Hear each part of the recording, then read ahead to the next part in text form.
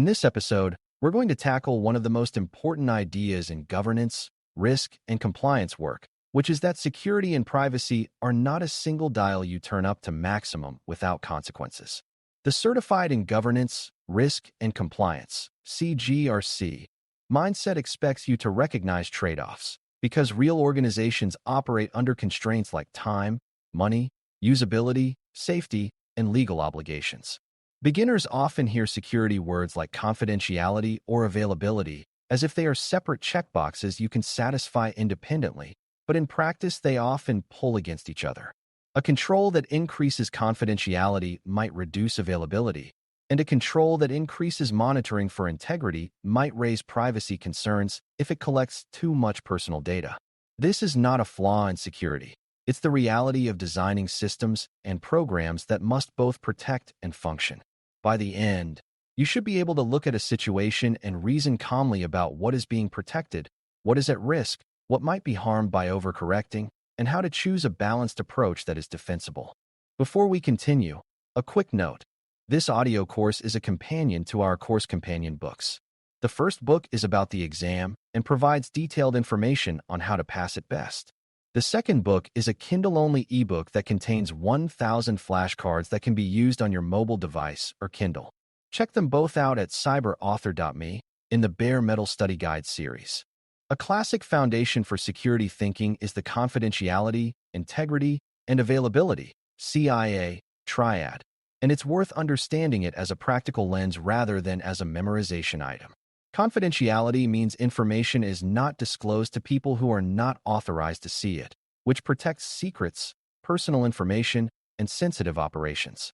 Integrity means information and systems remain correct and trustworthy, which protects against unauthorized changes, accidental corruption, and misleading outcomes.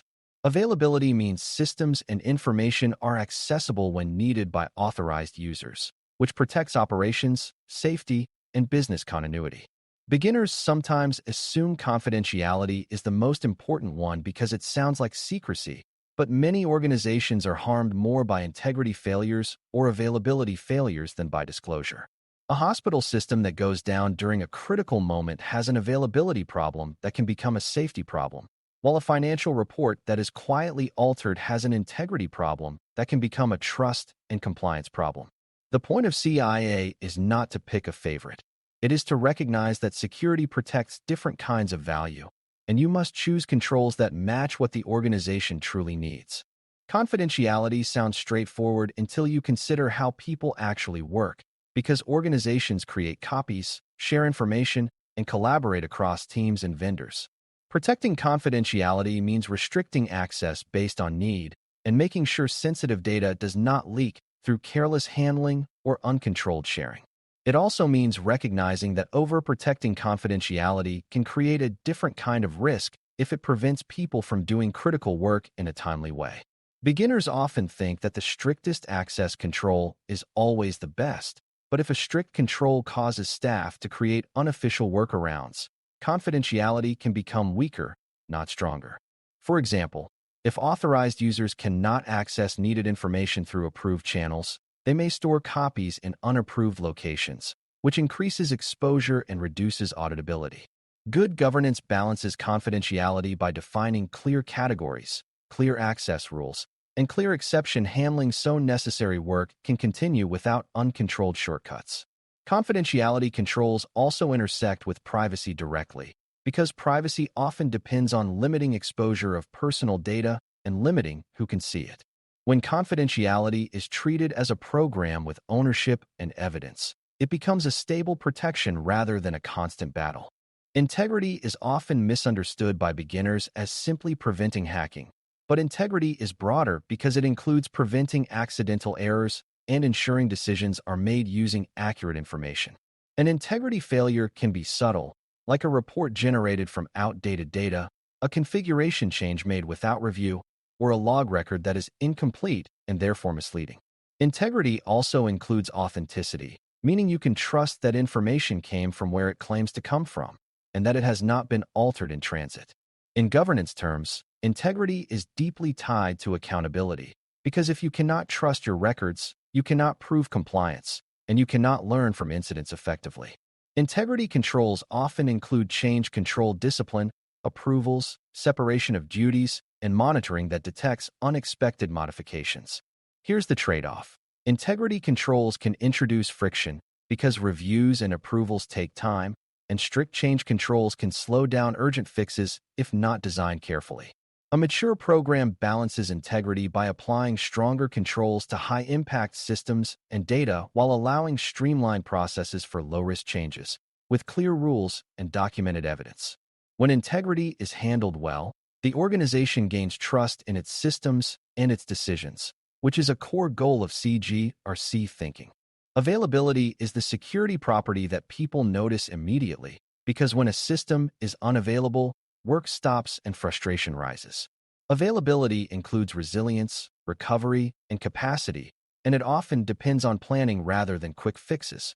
Beginners sometimes treat availability as an operations problem, separate from security, but many availability threats are security relevant, such as denial of service, ransomware, or misconfigured controls that block legitimate access. Availability trade-offs are especially important because controls that increase confidentiality and integrity can sometimes reduce availability if they are too strict or too fragile. For example, a single strong gatekeeper control might improve access restriction, but if it fails, nobody can access anything, creating an availability single point of failure. A mature program addresses availability by designing for redundancy, recovery, and graceful failure, while still maintaining strong access control and monitoring. It also considers what availability truly means in context, because not every system needs the same uptime, and resources should match impact. Governance ties availability decisions back to organizational objectives, such as safety, continuity of service, and customer trust. When availability is balanced correctly, security supports operations instead of fighting them. Non-repudiation is the property that helps prevent someone from credibly denying an action they performed, especially when actions have legal, financial, or safety consequences. In simple terms, it's about being able to prove who did what, when they did it, and that the record of that action is trustworthy. Beginners often mix this up with confidentiality or integrity, but non-repudiation is more about accountability and proof than about secrecy. It often relies on a combination of identity assurance, reliable logging, and strong integrity protections for records so they cannot be altered without detection. Non-repudiation matters in governance and compliance because many obligations depend on being able to demonstrate decisions, approvals, and actions, such as who approved an exception, who changed a configuration, or who accessed sensitive data. The trade-off is that building strong non-repudiation often increases monitoring and record-keeping, which can raise privacy concerns if logs include unnecessary personal details or if log access is too broad. A mature program balances this by logging what is necessary for accountability while limiting log access, minimizing sensitive content in logs, and applying retention rules that match obligations.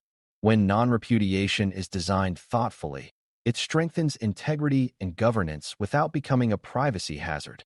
Privacy is sometimes treated as an extra constraint layered on top of security, but a more accurate view is that privacy is about the relationship between individuals and their data, including expectations, rights, and appropriate use. Privacy includes confidentiality of personal data, but it goes beyond confidentiality by emphasizing purpose limitation, data minimization, transparency, and retention limits. A system can protect confidentiality and still violate privacy if it collects more personal data than needed or uses it in ways people did not expect. That's why privacy must be part of the trade-off conversation, not an afterthought. Privacy trade-offs often appear when organizations want to collect detailed data for analytics, personalization, or monitoring, because those goals can conflict with minimizing collection and limiting use. Beginners sometimes assume privacy always means collecting less data, but privacy can also mean collecting data responsibly with clear purpose, proper safeguards, and clear communication. In governance terms, privacy is aligned with integrity because it demands the organization do what it says it will do with personal data. Balancing privacy with security properties requires designing controls that protect individuals while still enabling legitimate organizational objectives. Now let's talk about how these properties collide in real decisions. because trade-offs are easiest to understand when you see the tension. A common tension is confidentiality versus availability, where strict access controls protect sensitive data but can block access during urgent situations. Another tension is integrity versus speed, where strong change control protects against mistakes but can slow down deployment of needed updates. Non-repudiation versus privacy is another tension, where detailed logs strengthen accountability but can create a new pool of sensitive information that must be protected and limited. Even confidentiality and privacy can collide in subtle ways, because protecting secrecy does not automatically ensure data is used appropriately. The key is that these collisions are not signs you did something wrong. They are signals you must make a deliberate choice. A mature governance process makes the trade-off explicit, documents the rationale, and defines compensating controls when one property must be emphasized over another. Beginners often want a single correct answer that always applies, but the best answer depends on context, impact, and obligation. The exam often tests whether you can recognize which property is being prioritized and why, rather than whether you can recite definitions. A practical way to reason about trade-offs is to start with what the organization values most in the scenario and what failure would cost. If the scenario involves life safety or critical service delivery, availability may be emphasized, but confidentiality and integrity cannot be ignored, because a highly available system that produces wrong outcomes is still dangerous. If the scenario involves regulated personal data, confidentiality and privacy may be emphasized, but availability still matters because people may have rights to access information or services that depend on it. If the scenario involves financial reporting or legal commitments, integrity and non-repudiation may be emphasized because trustworthy records and accountability are central to compliance and trust. This method keeps you grounded in purpose instead of in generic slogans. It also helps you avoid overreach, where you apply the strictest controls everywhere without considering whether they are necessary or sustainable. Governance is about matching controls to what matters, then proving those controls operate. When you make trade-offs based on impact and obligation, your decisions become defensible and easier to communicate. Another helpful way to think is that controls often support multiple properties at once, and good design looks for those multi-benefit controls. For example, strong access management can improve confidentiality and privacy while also supporting non-repudiation by tying actions to verified identities. Good change management can improve integrity and availability by reducing outages caused by poorly controlled changes. Reliable backups and recovery planning can improve availability while also supporting integrity by restoring correct data after corruption. The trade-off conversation is not only about choosing one property and sacrificing another. It is also about choosing controls that reduce the tension between them. Beginners sometimes think trade-offs mean you must give up something important, but many trade-offs can be softened with thoughtful design and process.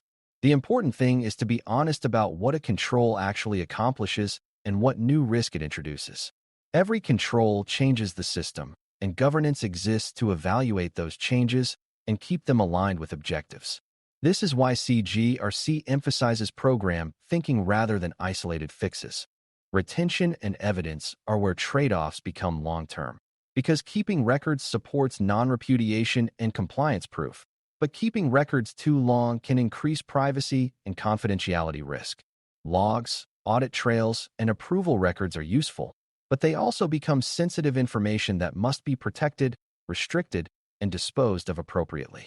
A beginner mistake is assuming that more logs always means better security, but excessive logging can overwhelm monitoring and create data stores that are hard to protect. A mature program decides what must be logged to support integrity, accountability, and detection, then limits log access tightly and defines retention periods that match legal and operational needs. This is a perfect example of balancing properties. Logs support integrity and non-repudiation, but they must be handled with confidentiality and privacy in mind. It also shows why lifecycle management matters, because the value of records changes over time and the risk of keeping them persists. When retention rules are clear and evidence is organized, compliance becomes easier without turning into unnecessary data hoarding. The governance mindset is to keep what you need, protect it well, and remove it when it is no longer justified. Human behavior is another place where trade-offs show up, because security that ignores usability often produces worse outcomes. If confidentiality controls are so strict that people cannot collaborate, they may create informal channels that are harder to monitor and protect. If integrity controls require too many approvals for routine work, people may bypass processes or avoid documenting changes, which reduces accountability. If privacy controls are unclear, people may either overshare personal data or avoid legitimate use out of fear, and both outcomes can harm the organization. Mature governance tries to design controls that people can follow on normal days, not just on ideal days. This does not mean weakening controls until they are meaningless. It means aligning controls to workflows and providing clear guidance, training, and support. It also means having a transparent exception process, because real work has edge cases and unmanaged exceptions become hidden risk. When controls fit human reality, the properties they protect become stronger because behavior becomes consistent. The CGRC approach treats people as part of the system, not as an obstacle. Trade-offs also become clearer when you consider roles and decision rights, because someone must have the authority to prioritize one property over another. In governance, leadership typically sets risk appetite and defines what kinds of failures are unacceptable, but system owners and business owners often make day-to-day trade-off decisions within those boundaries. A mature program defines who can accept risk, who can approve exceptions, and who must be consulted when privacy or compliance obligations are involved. This prevents random decisions by individuals who may not understand the broader impact. It also supports integrity because decisions become documented and traceable. Beginners sometimes think the best security program is one where security decides everything, but that can create misalignment with business objectives and can lead to resistance. A stronger approach is shared governance, where security provides expertise, compliance provides obligation awareness, privacy provides rights and expectation awareness, and leadership provides priorities and authority. Trade-offs are then made through a consistent process rather than through conflict. When decision rights are clear, the organization can balance confidentiality, integrity, availability, non-repudiation, and privacy in a way that is stable over time. As we close, the most important thing to remember is that balancing these properties is not about being clever. It is about being deliberate, consistent, and honest about consequences. Confidentiality protects against unauthorized disclosure. Integrity protects correctness and trustworthiness. Availability protects continuity and access. Non-repudiation supports accountability and proof. And privacy protects appropriate handling of personal data beyond mere secrecy. Real situations force you to prioritize, and the mature response is to tie those priorities to objectives, impact, and obligations. Then choose controls that fit the context and can be proven through evidence. Many trade-offs can be softened by selecting controls that support multiple properties and by designing processes that people can follow without constant workarounds. Logging and retention show how easily non-repudiation and integrity can collide with privacy and confidentiality, which is why lifecycle rules matter.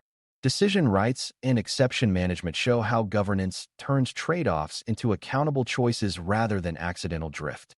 If you can reason through these tensions calmly and explain why a particular balance is appropriate, you are demonstrating exactly the kind of judgment that CGRC expects, both on the exam and in real program work.